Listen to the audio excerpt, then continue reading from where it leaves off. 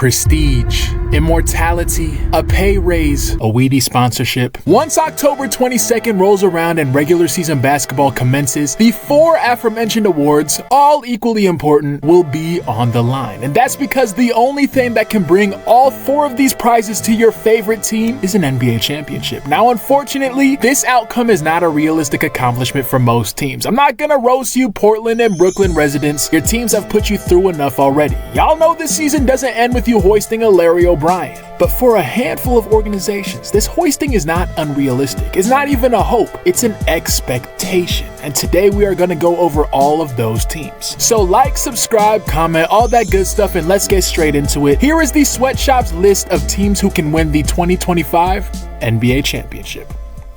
Before we get started, if you haven't watched our playoff seeding predictions videos, both East and West, a link to both of those will be in the description. While they aren't necessarily the same as this video, as they focus more on regular season expectations rather than postseason, they will give you a pretty good synopsis on some of the teams that aren't mentioned in this video. On to the actual rankings though, the teams that matter. Let's start off our contender list with some honorable mentions. 3 teams that we think can win a championship, maybe. You gotta give them a shot, but their chances at hitting that shot, in our opinion, are as slim as Xavier Worthy. And those 3 teams, in order from worst to best, are the Timberwolves, Bucks, and Nuggets. Starting with the Timberwolves, Minnesota made the conference finals last year off the backs of a suffocating defense and a superstar breakout from the blackest in the room, Anthony Edwards. They still have all that, so you have to give them a chance to do something special, but the more I think about the Cat Julius Randle trade, the more I hate it for Minnesota. Even though I do think DiVincenzo is a very good pickup, JR is even more untrustworthy in the playoffs than Cat was, and his below average shooting is gonna make things even more difficult for Ant. You may not see a steep drop off in the regular season, but in the playoffs, you're definitely gonna feel it. Milwaukee has Giannis, Dame, and Chris. Gotta give them a chance, but as I said in the Eastern Conference preview video, they old, they injury prone, and they got Doc Rivers. I'm not gonna trust this team. Finally, the Denver Nuggets. Similar to the Bucks, the top of this roster gives this team a realistic shot at making something happen, but there are just too many roster flaws holding them back for me. For Denver, the issue is they're about as deep as the lyrical analysis of a DJ Khaled ad-lib. Also, it's been a minute since we've seen consistent high-level basketball from Jamal Murray. If he doesn't return to 2023 form soon, things could get remarkably spooky for the Nuggets. So those 3 teams, Minnesota, Milwaukee, and Denver, they right there. They in the line at the club, but the security guard is telling them to wait. Let's go over the teams that are already inside.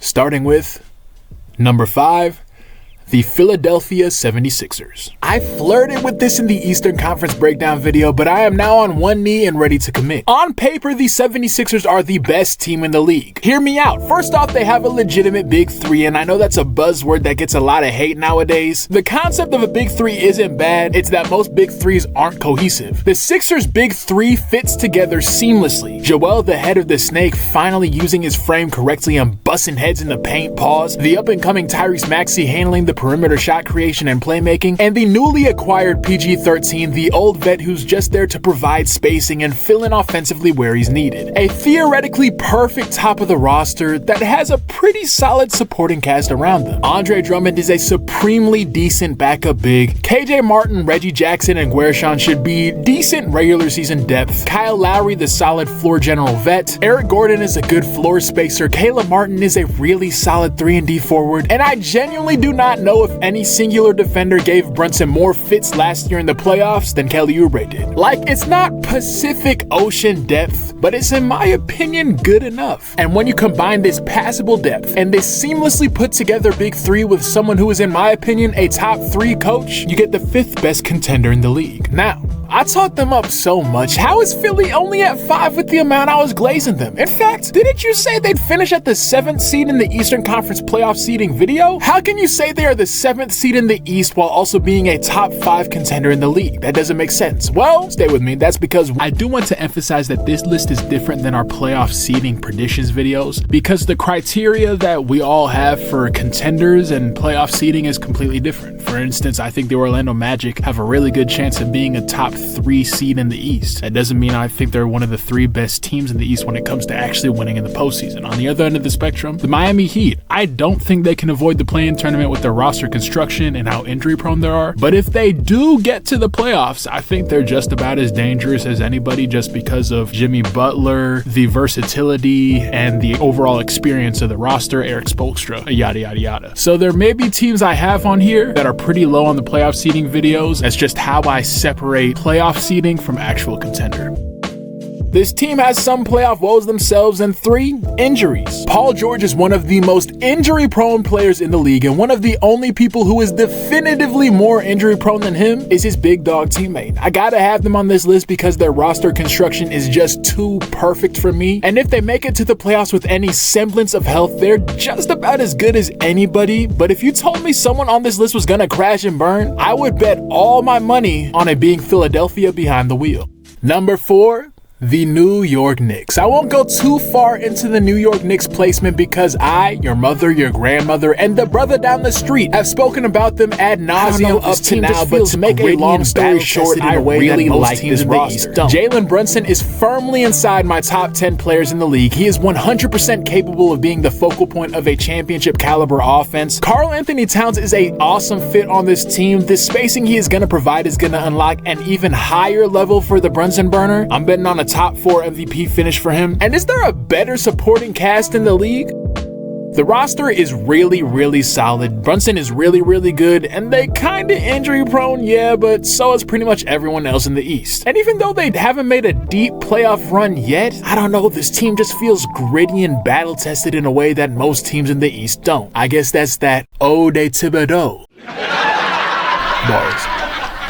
Real talk, Tibbs. 5 minutes of rest, please. Number 3, the Dallas Mavericks. Last year's Western Conference champions and NBA Finals runner-up. I think we have not forgotten, but misinterpreted the result of last year's championship finish. Did the Celtics soundly beat the Mavericks? Yes, that's not up for debate. Boston was the best team in the league last year, period. But I think we all look back on those finals and say Dallas was completely out of Boston's league when they were at least in the same ballpark. The Dallas Mavericks played really, really, really good defense on the Celtics in the finals. Better than anyone in the league over a 5-game stretch. They were right there defensively. Their issue was offensively they were shooting like Ray Charles, Stevie Wonder, Toph Bay Fong, Helen Keller, bricking wide open shots like they Tommy Richmond. Brother had the biggest hit of the summer and didn't put it on his debut album. I respect it, but the Dallas Mavericks shot obscenely bad on wide open threes, and that was because the Celtics defense was structured to deny the corner 3, which was the only 3-point shot the Mavericks role players could consistently hit. So how did the Mavericks attack this weakness? Oh, just by acquiring the 3rd best shooter of all time and another solid shooter in Najee Marshall on top of it. Yeah,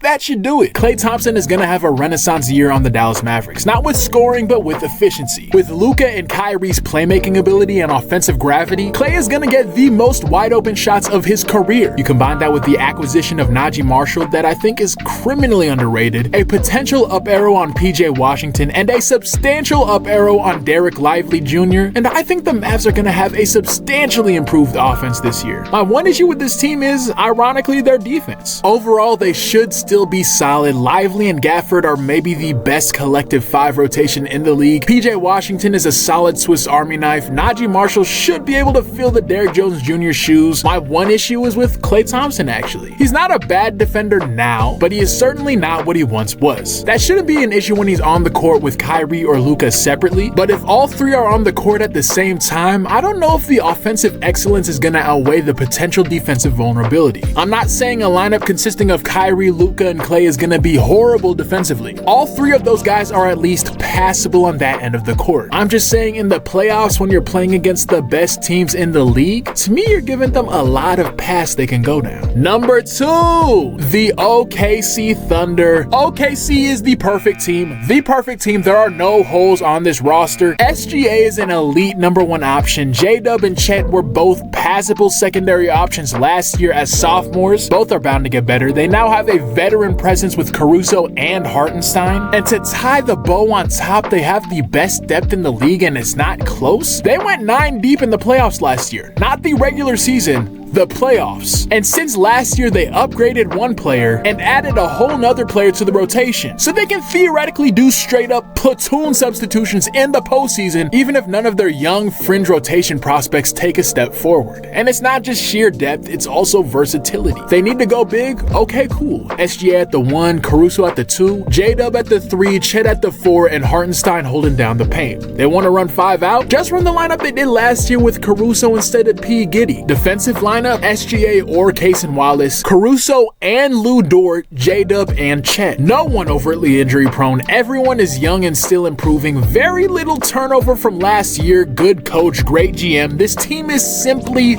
perfect. My only things holding them back is 1, Hartenstein is a really nice center to have, especially for our team, but I don't think he is gonna fully solve our rebounding issue. And 2, I'm still not sure if everyone outside of SGA and the 2 new vets is ready for a deep playoff run. I feel like 1 more year of playoff experience is needed before we really start to see OKC take over the league. And honestly, that would not be as big an issue for this year if the team at number 1 was not so good. Number 1, the Boston Celtics. What more do you want me to say? The Boston Celtics are really good. I don't know if anyone can beat this team. Cohesion, versatility, star power, experience, coaching, it's all there. The main thing giving me hope that another team can upset Boston is the fact that we haven't had a repeat champion since 2018, and that is something. But if you look at the list of champions and categorize them based on why they didn't repeat, you see that Boston doesn't really fall into any of the typical buckets. The Raptors, Lakers, and Nuggets all had some pretty significant free agent losses after they won their rings. The 2018 Warriors, Bucks, and also the Lakers all had to deal with injuries in their title defense year, and the 2023 Warriors just had so much weird shit going on. The 2024 Boston Celtics are none of these. They did not lose anyone in the offseason. If anything, they got a little better with the under-the-radar acquisition of Lonnie Walker. The injury thing is a small question mark just because of Kristaps. It's not a huge one because they proved last year they can win without him, but that puts a lot more pressure on a 38-year-old Al Horford. I'm not predicting a fall off per se, but I wouldn't be surprised if Horford starts slipping a bit, and that could be a small issue. Horford was one of the most efficient bench players in the league last year, so if Father Time starts dealing him some blows and he's just average, then the Celtics could be slightly vulnerable at the 5 specifically. But that's a lot of ifs to get to a, hey, at least they're not invincible. Injury-wise, they should be fine barring the extreme, and they ain't got any weird shit going on. If anything, this may be the most motivated the team has ever been, and they already won a championship. I don't know, there just aren't enough yeah buts for me to think the Celtics can't pull off the first back-to-back of the 2020s.